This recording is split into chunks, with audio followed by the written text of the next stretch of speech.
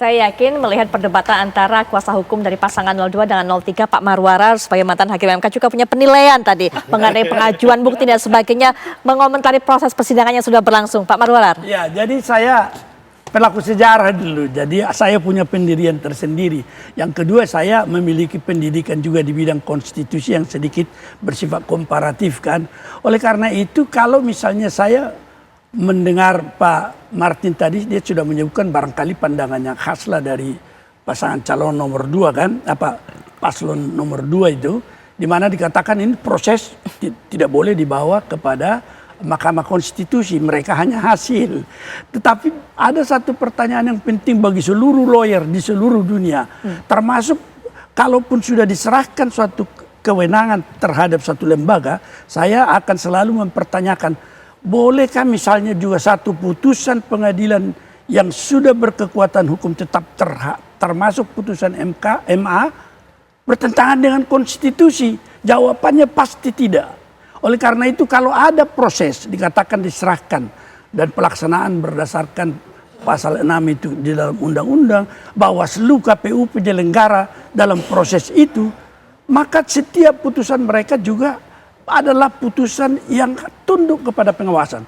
Prinsip konstitusi kita adalah check and balance secara vertikal maupun horizontal. Oleh karena itu kalau bisa dijamin semua penyelenggaraan di dalam proses itu, baik Bawaslu maupun KPU telah menyelenggarakan dan mengambil keputusan-keputusan yang benar-benar sesuai dengan fakta dan hukum yang berlaku, itu tentu tidak bisa lagi kita permasalahkan. Tetapi kalau tidak, maka MK sebagai pengawal konstitusi pasti tidak membenarkan itu.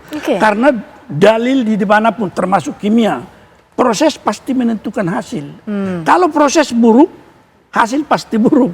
Kalau proses salah, hasil pasti salah. Jadi jangan dilihat dalam angka kuantitatifnya, tetapi dia adalah kualitatifnya. Kalau misalnya putusan MK nomor 90 dilaksanakan dalam satu proses, menjadi persoalan apakah itu sah menurut hukum itu kan.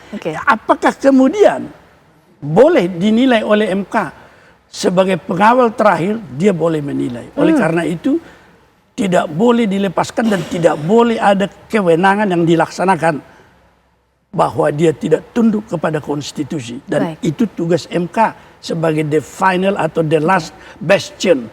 Oleh karena itu saya melihatnya bahwa proses dan hasil yang selalu dipermasalahkan sebagai dua kamar yang berbeda, tidak mungkin ada proses dan hasil itu merupakan bukan hasil dari satu kamar nantinya. Nah, dalam hal ini jangan kagetlah bahwa saya mungkin karena pengalaman yang lalu, kita tidak bisa memperkenankan suatu proses penggunaan kewenangan secara salah akan disahkan di tingkat akhir dan tidak bisa dibiarkan. Nah, itu salah satu pendirian. Saya tidak mengatakan bahwa ini sudah terjadi demikian nantinya, tetapi jangan ada satu asumsi atau presumsi bahwa memang tidak boleh MK masuk di situ. Sebagai pengawal konstitusi, dia harus menjamin bahwa seluruh kepentingan umum dalam soal kedaulatan negara, kedaulatan rakyat, bahwa rakyat yang menentukan itu harus dijaga. Semua kekuasaan, kalau di dalam konstitusi Amerika dibentuk dulu, kalau sekiranya rakyat itu malaikat, pemerintah nggak perlu. Kalau pejabat-pejabat juga malaikat, pengawasan tak perlu. Tapi semua ini kan, apakah KPU, Bawaslu, dan semua penyelenggara juga manusia biasa, kan bukan malaikat. Kalau tidak bisa diawasi pada tingkat terakhir, maka konstitusi akan tidak bisa melaksanakan fungsinya sebagai hukum tertinggi. Sebelum ke Mas Agung, ke Bang Martin terlebih dahulu, karena disampaikan Pak Marwara menyanggah apa yang disampaikan oleh Bang Martin. Silakan Bang. Jadi begini ya, dalam prakteknya memang ada sesuatu hal yang memungkinkan itu dilakukan oleh Mahkamah Konstitusi. Tapi andai kata sengketa terkait proses ini nanti diperiksa dan juga ingin coba diadili gitu ya. Yang jadi soal sekarang kan apakah pembuktiannya cukup atau tidak untuk membuktikan terjadinya kecurangan dalam proses yang secara terstruktur masif gitu ya dan sistematis. Nah sayangnya dari yang dihadirkan baik bukti surat, saksi maupun ahli, kami melihat itu tidak dapat membuktikan dari dalil-dalil pemohon.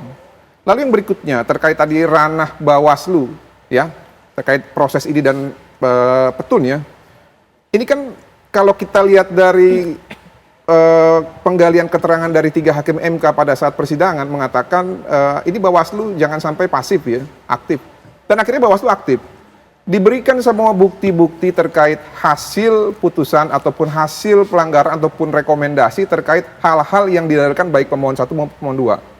Jadi itu semua sifatnya terkait pembagian bansos, adanya penggunaan PJ sudah dijawab satu persatu oleh Bawaslu. Terus mau apa lagi kita? Nah makanya kami sangat optimis bahwa Hakim MK akan berpegang bahwa ya Bawaslu sudah menjalankan tugas dan tanggung jawabnya secara baik dan benar. Lalu tadi terkait pelanggaran putusan Mahkamah Konstitusi nomor 90 ya yang dianggap sebagai cacat etik gitu ya karena pelaksanaan peraturan itu tidak dilakukan. Nanti mungkin kita bisa baca dengan benar itu pasal 47 Undang-Undang MK bahwa putusan Mahkamah Konstitusi itu berlaku seketika ketika setelah diputus, kecuali dalam putusannya juga itu menegaskan tentang sesuatu hal yang berlaku dalam putusannya. Seperti contoh Omnibus Law, itu kan ada waktu untuk penyesuaian. Kapan undang-undang ini inkonstitusional? Kalau saya tidak salah itu 2 tahun. Kalau dalam 2 tahun tidak diperbaiki akan terjadi yang namanya inkonstitusional itu. Dalam putusan MK nomor 90 itu tidak ada kata-kata seperti itu. Baik. Nah sehingga berlakulah yang disebut dengan azas hukum, saya yakin pasti Bapak Tua saya ini sangat menguasai, lex superiori derogat legi inferiori, hierarki perundang-undangan. Undang-undang yang lebih tinggi itu mengalahkan undang-undang atau peraturan yang lebih rendah. Nah itulah pasal 169 Undang-Undang Pemilu yang sudah berubah secara normanya. Ada tambahan bersyarat bahwa apabila pernah menjabat atau pernah sebagai kepala daerah, seseorang bisa mencalonkan sebagai capres ataupun cawapres. Nah itu dilakukan. Terus apalagi yang mau kita persoalkan? Dan semuanya everybody happy kok. Pak Ganjar happy, Caimin sama Pak Anies happy, Bu Mega juga happy dengan optimis akan menang 1 putaran, dan Mbak Puan juga bulan Juli sempat mengatakan apabila terkait putusan MK itu nanti disetujui, PDIP akan mempertimbangkan. Nah kenapa kok sekarang tiba-tiba hasilnya kehendak rakyat yang 58,9% ini memenangkan Prabowo Gibran sesuai dengan adendum demokrasi ya. Vox Populi, Vox Dei. Kenapa kok sekarang justru kita ini mempersoalkan hal-hal yang sudah berlalu gitu loh. Nah ini kan jadi pertanyaan besar. Makanya kalau saya sih dari dulu ya saya itu selalu dipupuk jiwa kesatria. Siap menang, siap kalah. Yang lain nggak tahu deh. Makasih. Nah, Pak Marwarar atau juga Pak Mardir bisa lanjutkan berikan tanggapan, tapi ke Mas Agung terlebih dahulu. Biarkanlah kemudian yang mereka yang ada di ranah hukum mengomentari masalah hukum, tapi masalah politik, Mas Agung. Yang juga dinanti-nantikan adalah apakah kemudian nanti hasil dari putusan MK ini juga berpengaruh terhadap rencana pertemuan dari Pak Prabowo dengan Ibu Mega. Nah ini kita juga bisa bahas mengenai hal ini. Bagaimana pengaruhnya? Sedikit banyak kita bisa melihat bagaimana gigihnya PDIP ya, dan Ibu Mega sebagai seorang ketua umum memperjuangkan hak-hak demokrasinya ketika memang mereka anggap proses pemilu ataupun pilpres kemarin tidak terlalu ideal seperti itu, sehingga memang ke depan ketika nanti bernegosiasi dengan Pak Prabowo ataupun koalisi Indonesia Maju, maka posisi tawar PDIP ini sangat kuat gitu. Saya siap bersama kalian di koalisi, tapi saya juga siap beroposisi di luar kalian. Nah, kalian mau milih yang mana? Artinya apa? Ketika nanti komunikasi berhubung terjadi, maka PDIP tidak dalam posisi 0 yang saya sampaikan tadi, tapi dalam posisi tawar yang mungkin bisa 1, bisa 10. Karena apa? Mereka menang pileg pertama, yang kedua mereka menunjukkan bagaimana oposisi yang substantif, yang ketiga ada figur Megawati di sana sebagai penjaga, istilahnya penjaga, bukan hanya penjaga partai, tapi penjaga marwah kehormatan demokrasi misalkan. Ketika tadi ada beberapa rekam jejak yang tidak bisa kita hapus, pengalaman dia mengawal demokrasi selama ini. Jadi yang jelas posisi tawarnya sama. Nah artinya apa?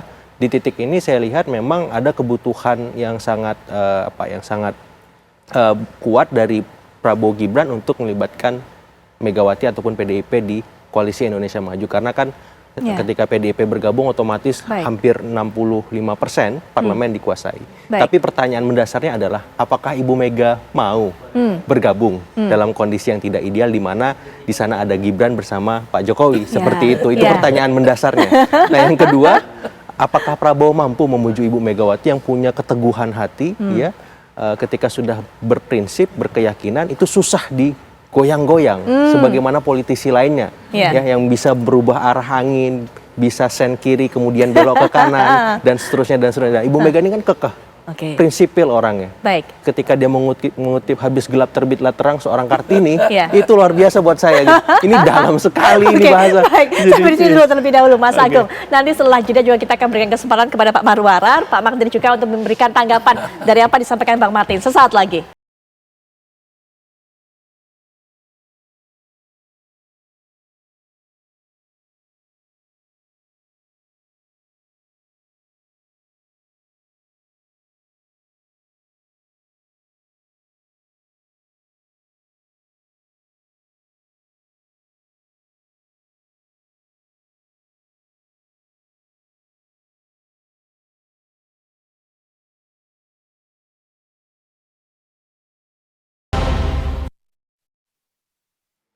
Kita lanjutkan perbincangan dan di segmen ini saya berikan kesempatan kepada Pak Magdir dan juga Pak Marwarar untuk memberikan tanggapan terhadap apa yang disampaikan oleh Bang Martin tadi. Pak Magdir terlebih dahulu, silakan Pak. Iya, terima kasih Putri ya. Apa yang disampaikan oleh Martin itu tadi banyak hal yang dia quoting ya. Misalnya mengenai soal PKPU, ada kewajiban-kewajiban lain. Jadi tidak orga-ormes itu seperti yang dikatakan gitu. Ada satu proses bahwa keputusan KPU itu harus dikonsultasikan dengan DPR. Ya, itu tidak terjadi, Putri. Ya, itu satu. Kemudian kedua, perubahan-perubahan tentang syarat calon. Ya, meskipun ini tentu teman-teman yang lain akan mengatakan itu post factum. Tetapi mari kita lihat ini secara jernih. Ya. Kan nggak mungkin ketika orang sudah sibuk dengan kampanye, lantas diminta untuk menghentikan proses selanjutnya. Kan nggak mungkin akan terjadi itu. Jadi saya kira sekali lagi ya, kalau kita bicara tentang menang dan kalah, saya kira saya setuju bahwa yang menang harus mengakui kemenangannya dan yang kalah harus mengakui kekalahannya. Tetapi kalau kemenangan dan kekalahan itu karena kejujuran, ya, bukan dengan tipu daya. Ya. Salah satu contoh Putri, saya mau katakan begini, apa pentingnya Presiden Joko Widodo membagikan bansos ke Jawa Tengah selama periode Pilpres itu sampai 10 kali, belum pernah kejadian selama beliau menjadi presiden. Ya, kemudian ke Jawa Barat sampai 7 kali. Jawa Timur 5 kali. Baik. Ini semua ya itu nggak bisa kita sangkal bahwa ini terkait dengan proses yang terjadi. Baik, ya, yaitu terkait dengan proses Pilpres. Kemudian yang kedua soal Bawaslu. Bawaslu itu cara mereka menghindar dari laporan kita, ya. Itu mereka katakan bahwa sudah direkomendasikan kepada pihak yang bersangkutan. Selesai sampai di situ. Ya. Itu yang juga yang terjadi, itu yang bukti yang kita periksa betul secara baik. Ya, baik. Artinya mereka tidak memutuskan apapun, gitu loh ya. Baik. Itu yang kedua. Yang ketiga, mungkin saya kira Pak, ya. Sekali lagi kalau kita bicara tentang amicus ini, ya, mari kita lihat ini untuk kepentingan kita ke depan, ya. Bagaimanapun juga, ini adalah catatan sejarah buruk di dalam Pilpres di negeri ini. Ya. Apa kita akan rela itu terjadi? Baik, Pak. 18 pihak mengajukan diri sebagai amicus. Itu adalah pihak yang tidak punya kepentingan.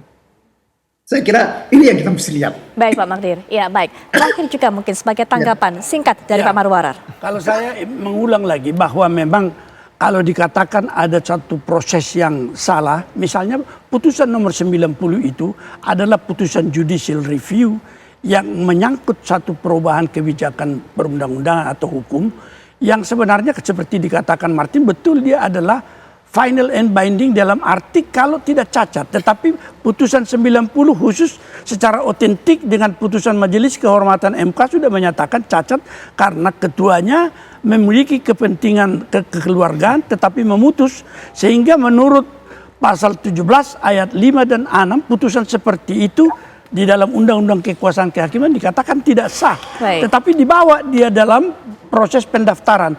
Yang menjadi persoalan, putusan MK itu meskipun mengikat dikatakan seandainya pun, kalau menyangkut pengujian undang-undang, alamat daripada putusan MK itu adalah pembuat undang-undang, yaitu DPR dan Presiden. Maka mereka harus memperbaharui dulu undang-undang yang bersangkutan sesuai dengan putusan MK, baru akan menjadi turunannya peraturan PKPU. Baik. Nah, oleh karena itu mungkin di dalam hal ini menurut saya selalu berulang-ulang mengatakan putusan 90 itu itulah merupakan buah pohon beracun di dalam darah pemilu kita. Baik. The fruit of the poisonous tree sudah masuk. Dan MK yang memulai, dia harus yang mengakhiri. Baik, saya kira baik, Pak. begitu. Singkat saja, Pak Martin, langsung. singkat. Walaupun waktu saya mepet nih. Yang pertama, sejak kapan sengketa norma itu ya berkaitan dengan pihak gitu dalam hal ini. Ya, kita paham memang ada putusan Mahkamah Konstitusi. Ya.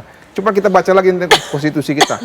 Cawapres atau capres itu bisa menjadi capres-capres karena gabungan koalisi partai politik. Seandainya kita berbicara putusan MK, ya putus. Gibran tidak mendapatkan rekomendasi dari partai, apakah bisa dapat? Kan nggak bisa juga. Dan kemarin Partai Golkar sudah memperlihatkan kader-kader mereka yang umurnya di bawah 40 tahun pernah menjadi kepala daerah, itu banyak. Jadi sebenarnya putusan MK itu bukan untuk Gibran, tapi memang Gibran yang punya nilai jual sehingga partai politik itu memberikan rekomendasi kepada Gibran. Itu fakta yang nggak bisa dibantah. Lalu yang berikutnya, yang kedua, mengenai tadi Pak Jokowi ngapain ke Jawa Barat gitu ya, ngapain juga ke Jawa Tengah. Saya bisa tanya sebaliknya, kenapa enggak? Karena hal-hal seperti ini sudah dilakukan Pak Jokowi dari zaman jadi wali kota, dari zaman jadi gubernur. Saya tahu Pak Jokowi karena Pak Jokowi itu suka belusukan, makanya saya pilih beliau. Dulu jadi gubernur DKI. Lalu yang berikutnya mengenai dipersingkat Bang Martin ya. Mengenai tadi sejarah ya, sejarah karena ada amicus curiae, pemilih ini adalah pemilih terburuk. Sayangnya kalau saya baca ya dari jejak sejarah juga, jejak digital, setiap pemilu itu dianggap selalu jadi pemilu terburuk dengan catatan bagi para pihak yang kalah. Baik. Itu aja. Terima kasih. Baik. Terakhir, silakan Mas Agung dari sudut pandang politik penutup. Ya, demokrasi emang bising seperti ini. Tapi ini menyehatkan, ini bagus. Ini tanda bahwa check and balances kita akan terus bergulir seterusnya. Sehingga saya berharap baik 01, 03, ataupun 02 menjalankan mekanisme kebisingan ini secara rapi, secara terstruktur, sistematis dan masif. Agar apa? Agar masyarakat semakin cerdas, agar masyarakat tidak baperan, semakin dewasa bahwa ketika pemilu ada yang menang kalah wajar, ada yang bersengketa lumrah, dan ini semua harus kita lalui agar bangsa kita semakin lebih baik seperti itu. Baik, Mas Agung terima kasih. Sama-sama. Pak Marwar terima kasih. Bang Martin terima kasih. Pak Martin juga terima kasih sudah meluangkan waktunya dengan bergabung melalui daring. Kita akan tunggu nanti bagaimana keputusan dari Hakim MK 22 April mendatang.